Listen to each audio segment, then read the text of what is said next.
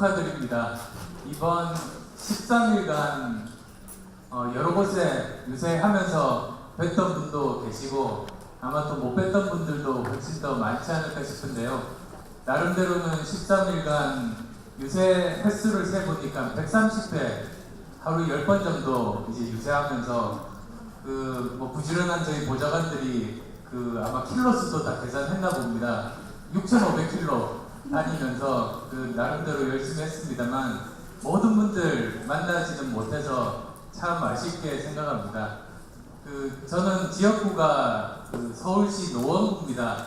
여기 또 노원에서 계신 분들 아까도 좀 몇 분 뵀었는데요. 노원 사람들끼리 만나면 좀 농반진반하는 얘기들이 있습니다. 서울에서 모든 동네 사람들이 한번 다 모였답니다. 근데 말 끝에 누가 더 어려운가, 형편 어려운 사람들이 많은가 서로 내기가 있었대요. 맨 처음 손을 든 동네가 일원동이랍니다. 1원밖에 없는 사람 모여 산다. 우리보다 더 못 사는데 어딨냐 그랬더니 또 저쪽에서 다른 쪽에서 또 손을 드는 거예요. 삼전동에서 왔대요. 1원이 아니라 전 단위밖에 안 된다. 그랬더니 이제 노원에서 손을 드는 겁니다. 한 푼도 없다. 그렇게 이제 좀 농반진반하기도 하는데요. 사실은 또 여러 가지 뜻이 있습니다. 노원이 이제 영어로 따지면 넘버원도 되고요. 또 어떤 분은 그렇게 말씀하세요. 1번은 절대로 안 된다. 새누리당 맨날 떨어지는 곳이라고 또 노원이라고 하고, 실제로 저희 이번에 낸 후보들 100% 당선됐습니다.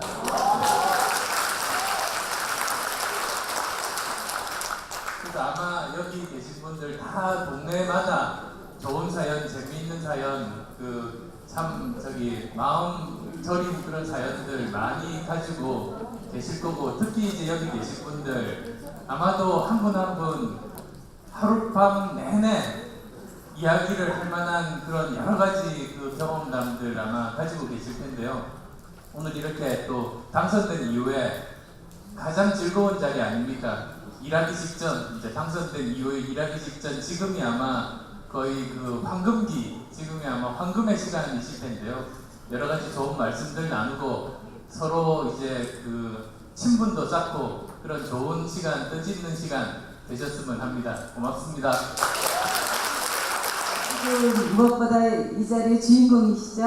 여기 여성 당선자 여러분들 진심으로 축하합니다.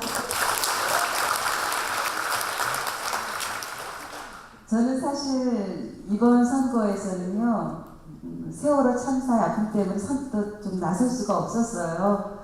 그런데 나중에 이 사람이 남편이 하도 쫄라서 남편 따라서 적극적으로 유세를 다녔습니다. 너무 짧은 기간이어서 여기 계시는 분 한 분 한 분 다 도움을 드리지 못해서 죄송합니다. 여성 우리 정치인들이, 당선자들이 많아야지 세상이 빨리 좋아질 수 있다고 생각합니다. 앞으로 있을 선거에 우리 여성들이 많이 출마하고 당선되기를 두 당대표님께 여성의 한 사람으로서 부탁드리겠습니다. 고맙습니다. 어쨌든 새정치민주연합 기호 2번 달고 출전해서 당당하게 승리해 주신 여러분께 당을 대표해서 공식적으로 말씀드립니다. 고맙습니다, 여러분.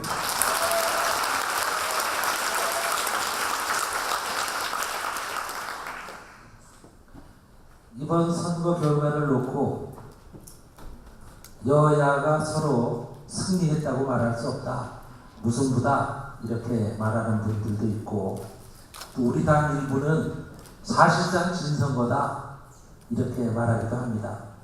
또 새누리당 일부에서도 사실상 우리가 진 거다, 그렇게 말하는 분들도 있습니다. 이 집권 세력 새누리당과 박근혜 대통령은 선거 직전에 자기들의 위기를 과장되게 말해서 보수층을 결집시키고, 그리고 선거 결과가 과장했던 위기보다 괜찮으면 우리가 선방했다, 이렇게 스스로 평가하면서 면죄부를 꺼내듭니다. 이번에 7월 30일 날도 15군데 재보궐선거가 있지 않습니까? 내일 아침 조선일보의 제목 중에 하나가 14대 1로 새누리당이 질 거다, 이렇게 새누리당이 얘기하고 있다는 거랍니다. 제 말씀이 뭔지 다 아시지요? 그렇게 스스로 면죄부를 흔들면서 우리가 선방했기 때문에 우리는 변화하지 않아도 좋다, 이대로 밀고 나가면 된다, 이렇게 억지를 쓰고 있는 것이죠. 그래서 감히 안대희 씨나 문창극 씨 같은 사람을 국무총리 후보라고 국민께 내민 거 아니겠습니까? 그래놓고 국민들께 거부당하니까 오늘은 드디어 세월호 참사에 책임을 지고 경질하기로 했던 국무총리를 다시 유임시킨다는 거 아니겠습니까?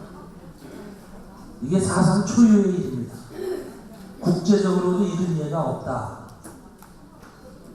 책임을 물어서 경질하기로 하고 다음 국무총리 후보를 2명씩이나 국민께 꺼냈다가 여론에 밀려서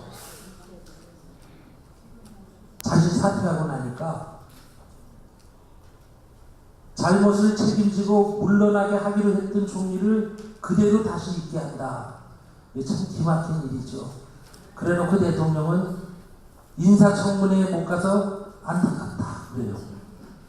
인사청문회 하려면 인사청문회 요청서를 보내야 되는데 입학원서도 안 내놓고 입학시험 못 보게 해서 불합격한 거다, 이렇게 얘기하는 거랑 똑같잖아요. 이런 억지를 계속 쓰면서도 새누리당과 박근혜 대통령이 멀쩡한 거 보면 저는 참 신기하다, 그런 생각 늘 합니다.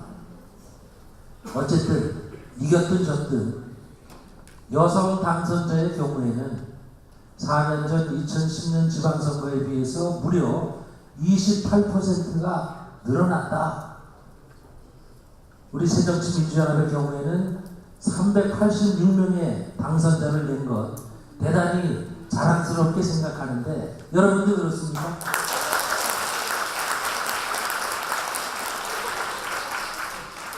우리가 조금만 더 길게 과거를 돌아보자고요. 박정희 장군이 총칼 들고 어느 날 후련히 나타나서 권력을 장악하고 경제개발 5개년 계획이라는 걸 발표한 것이 1962년이었습니다. 그래서 경제개발 5개년 계획을 5차까지 발표해요. 1962년부터 5 곱하기 5, 25년을 더하면 1987년 아니에요? 이 25년을 우리가 흔히들 산업화 시대라고 해요. 그 산업화 시대가 끝난 제5차 경제개발 5개년 계획이 끝난 1987년에 60항쟁이 있었고 직선제 5년 단임제 대통령제를 채택한 개헌이 있게 됩니다. 그래서 그때부터 우리가 5명의 대통령을 경험했습니다. 노태우, 김영삼, 김대중, 노무현, 이명박. 5 곱하기 5에서 25년 아니에요. 이것이 2012년에 끝나요. 그러니까 박정희 장군이 등장한 1962년부터 50년, 정확하게 50년의 반인 25년씩이 산업화라고 불리고 뒤에 25년이 민주화라고 불려요. 흔히들 그렇게 말하는 것이죠. 이 50년 덩어리에 우리 큰 역사가 매듭 지어지고 또다시 새로운 이름으로 불릴 새로운 시대가 2013년부터 시작되는 것이고 2012년 그 50년의 마지막 달 12월 달에 대통령 선거가 있었던 거 아니에요? 그래서 저는 그 대통령 선거에 상당한 기대를 걸었던 사람입니다. 그런데 하필이면 이 50년의 덩어리를 매듭짓는 2012년 12월 대통령 선거에 산업화 시대를 상징하는 박정희 대통령의 딸인 박근혜 후보와 소위 민주화 시대의 민주정부를 대표하는 한 분인 노무현 대통령을 계승하는 문재인 후보 두 분이 대결하게 됐잖아요. 어쨌든 박근혜 대통령이 등장했어요. 그래서 50년의 덩어리 다음에 뭐라고 이름 붙일지 모르는 새 시대를 여는데, 그것이 새 시대가 아니라 산업화 시대의 가치와 사고방식을 거침없이 밀어붙였어요. 박근혜 대통령. 저는 산업화 시대 다음에, 민주화 시대 다음에 새로 열리는 이 시대를 뭐라고 이름 붙여야 할까 몇 년 전부터 혼자 이런저런 생각해 봤는데, 딱 맞는 이름은 아니지만 인간화라고 불러왔어요. 인간의 얼굴을 한 사회, 인간의 얼굴을 한 국가, 이런 것이 이제 필요하게 됐지 않았을까. 산업화 시대는 물질 추구가 시대 정신이었다면, 민주화 시대는 민주주의를 제도화하는 시간이었다고 생각해요. 민주주의라는 것이 우리 사회 구성원 한 명 한 명을 다 소중하게 여겨야 된다는 정신이었다면, 그 제도화의 결과로서 이제는 사람 중심의 사회가 와야 되는 것이 아닌가라고 생각했는데, 새로 등장한 박근혜 대통령은 나는 역사를 역행했다, 역주행했다고 생각합니다. 산업화 시대의 정신과 가치, 사고방식을 기세좋게 밀어붙였어요. 그러다가 세월호 참사라는 사건을 우리가 만났지요. 근데 이 세월호 참사라는 것이 우리에게 어떻게 받아들여졌습니까? 우리 국민들이 이제는 돈이나 이윤보다 먼저 사람을 생각하는 사회가 와야 된다. 이 세월호 참사가 그러한 사람 중심의 사회를 강력하게 촉구한 것으로 우리 국민들이 다 함께 공감했다고 생각합니다. 자, 세월호 참사 20년 전에 성수대교도 무너졌었고 상품백화점도 어느 날 졸지에 무너졌어요. 다 기억하시잖아요. 우리 대한민국의 부를 상징하는 강남의 가장 호화로운 백화점이 철저히 무너져서 500명 이상이 목숨을 잃었습니다. 어떻게 보면 세월호 참사보다 훨씬 더 큰 사고였지만, 그 당시에 상품백화점 붕괴는 그저 많은 사람이 죽은 큰 사고에 불과했어요. 그때 상품백화점 사고 보고 야 이제는 인간 중심의 인간 존엄 사회로 가야 된다는 촉구다라고 말한 사람 별로 없었어요. 그 당시만 해도 물질 만능주의, 성장 지상주의가 우리 사회의 시대 정신처럼 되어 있었기 때문에 그런 자각이 없었어요. 그런데 이번 세월호 참사는 왜 그렇게 국민들에게 이제는 이렇게 사는 것이 다가 아니구나라는 각성을 촉구했을까? 저는 거기에 박근혜 대통령이 큰 역할을 했다고 생각해요. 왜냐하면 시대를 거슬렀었거든요. 원래 그렇게 가야 되는 시대인데 거꾸로 산업화 시대를 국민에게 강요했다고 생각합니다. 그래서 저는 이번 지방선거 결과가 큰 의미를 갖는 것이 어느 쪽의 승리냐가 아니라 박근혜 대통령의 일방적인 역행을 차단시키는 엄중한 경고를 한 것이다, 이렇게 생각하지요. 그럼에도 불구하고 우리가 선방했다 하면서 안대희나 문창극 같은 분을 꺼내놓고 새로운 대한민국 국가 개조하겠다 이렇게 엉뚱하게 구니까 민심이 요동치게 된 것이다, 그렇게 생각하는 것입니다. 또 하나의 관점은 이런 것이에요. 지방선거 결과라는 것은요, 두 가지 원칙에서 벗어나지 않는다고 해요, 연구한 사람들이. 하나는 뭐냐, 지방선거가 있는 당시에 대통령의 지지율과 정확하게 정비례한다는 것입니다. 두 번째는 이 지방선거가 새 대통령이 등장하고 얼마 만에 열리는 지방선거인가에 따라서 결과가 대개 정해져 있다는 겁니다. 김대중 대통령이 집권하고 석 달 있다가 지방선거가 있었거든요. 그때 우리가 크게 이겼습니다. 서울시장과 경기도지사를 한꺼번에 이긴 유일한 선거가 그때였습니다. 그리고 김대중 대통령 등장 4년 3개월 뒤에 임기 말에 지방선거가 있었는데 우리가 완패했어요. 그 다음에 노무현 대통령 취임하고 3년 3개월 있다가 지방선거가 있었는데 그때도 우리가 아주 완패했습니다. 2006년이죠.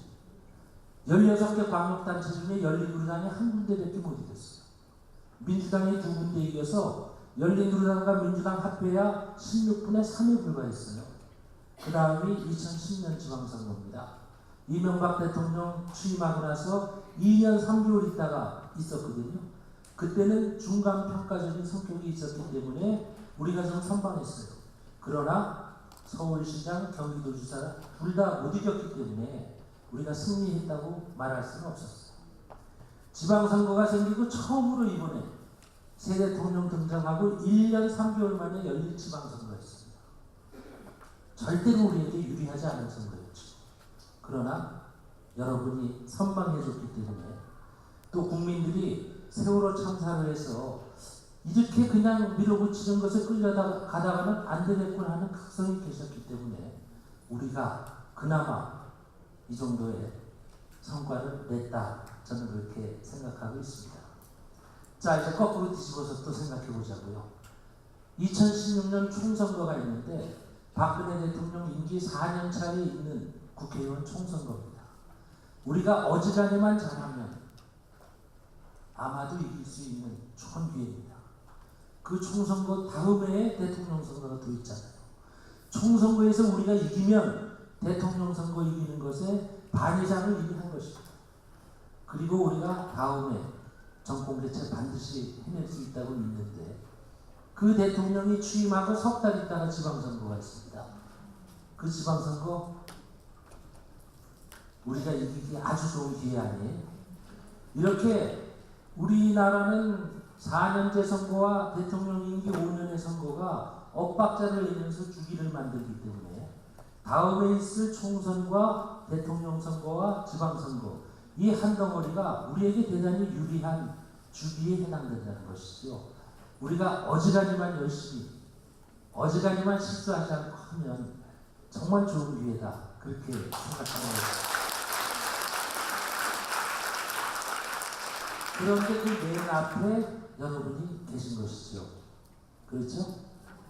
이제는 국민 한 사람 한 사람의 생명과 행복을 가장 중요하게 생각하는 새로운 대한민국 만들기 위해서 우리가 최선 다해야 합니다. 정직하고 성실한 사람들이 상처받거나 손해보는 일 없이 각자가 땀 흘린 만큼 잘 사는 사회 우리가 만들어 가야죠. 대한민국 국민이라면 예외 없이 누구나가 최소한의 인간적인 삶을 살 수 있도록 정부가 책임지는 나라, 그런 나라 우리가 만들어 가야죠. 그런 사회, 그런 나라를 향해서 우리가 부단히 한 걸음 한 걸음 나아간다면 틀림없이 2016년 총선, 2017년 대선으로 우리가 그토록 염원하는 정권교체 반드시 가능하다고 생각하는데 여러분들 동의하십니까?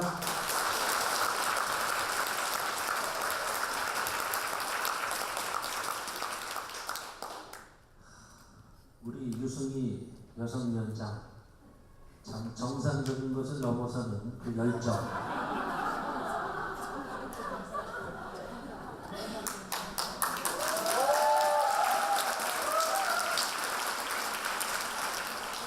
여성 후보를 한 명이라도 더 공천해내라고 유승희가 기반기에게 한 짓은 정말 이를 다 말할 수가 없어요.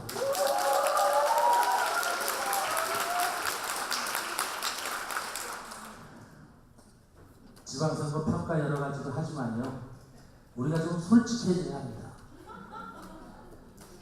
이번 6.4 지방선거가 있기 100일 전에 우리 민주당이었죠. 그때 다들 이런 얘기 많이 했습니다.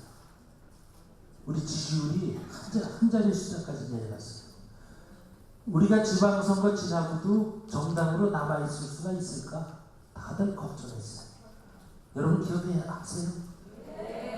근데 벌써 다 잊어먹었어요. 그 얘기하는 사람 없어요. 그때 우리 안철수, 그때 대표가 아니었지만 안철수 대표가 결단해서 우리가 하나가 되고 우리가 새누리당과 1대1로 대적하게 되지 못했다면 오늘날의 새정치민주연합 불가능했습니다. 여러분 안철수 대표에게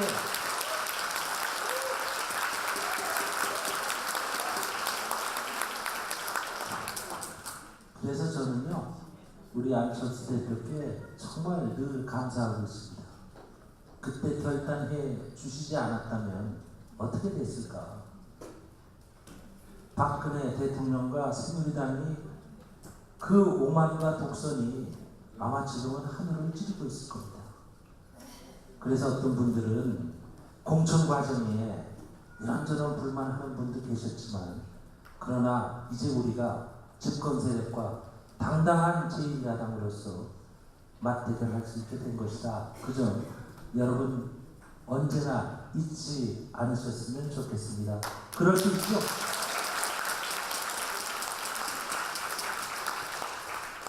제가 우리 안철수 대표님과 힘 모아서 저도 열심히 하겠습니다. 이제 2016년 대망의 27년을 향해서 우리 하나가 돼서 두려움 없이 나갑시다. 고맙습니다.